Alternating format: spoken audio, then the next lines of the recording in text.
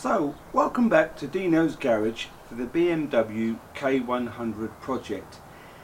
Now, I just want to talk about a few ideas really as to sort of where this bike is going to go. Now, I have seen, quite a few projects of this type via YouTube, and to be honest, some are absolutely amazing, some not so. Why? Well, it all comes down to really the rear seat unit, the rear end of the bike. With the K100, once you strip down everything sort of the point we've got to, you've got the tank, you've got that brick engine as we call it. The forks, the wheels, we're not going to change them on this bike. We will change obviously the handlebars and the clocks and things, but to some degree the front end is the front end, and it is what it is. It's part of the look of the K100, and kind of whatever you do with this bike within reason, it's going to be the same. So it all comes down really to what we do with the back end. And like I say, some people have got it, in my opinion, a bit wrong, like this. And when I say like that, well, really it's to do with the balance of the bike. I mean, when you saw that image there, it almost looked like the bike at the sort of centre part of the frame is almost sort of broken, snapped. That back bit looks almost lower than the front, and it's kind of doing this, and it just doesn't look right for me. So what am I going to go for? Well, I'll show you in a second. So for me, it's all about the back end of the bike really, and how this looks and how we can change the appearance of this, which in a sense is going to be a special. So I've got a seat unit.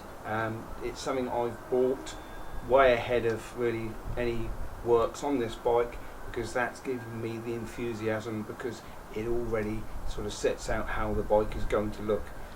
Let's get that seat unit out, put it on here, and you can see what I mean. Then you'll maybe begin to see why I'm beginning to get excited about this bike, and maybe why you'll subscribe to Deano's Garage to see this project come along. Let's have a look at it now. So this is the seat unit in question, the one I'm talking about. Let's have a little look at it up close.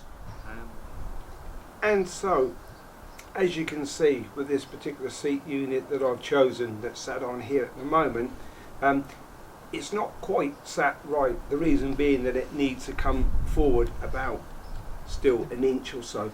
What actually happens is these tangs need to be removed from here, and this sits directly in line with the tank. But as you can see, the lines where this drops down on this angle, and this rear end kind of follows that same angle, or at least it will when it's sat a little bit lower down. So that's really why I went for this particular seat unit. It's all about it looking like it was meant to be. And again, we have this detail in here, this sort of scallop section out here, which again suits the way the tank comes in, and we have this detail in the tank from original. So for me, this rear seat unit really looks in keeping with how the bike should look, or could have looked, rather than a really tiny little cafe racer type thing on the back, or some of these sort of almost seatless, almost bobber-esque type looks to these bikes, where you just got a massive tank and engine looking up front with a tiny little seat just about here. Well, it's not for me.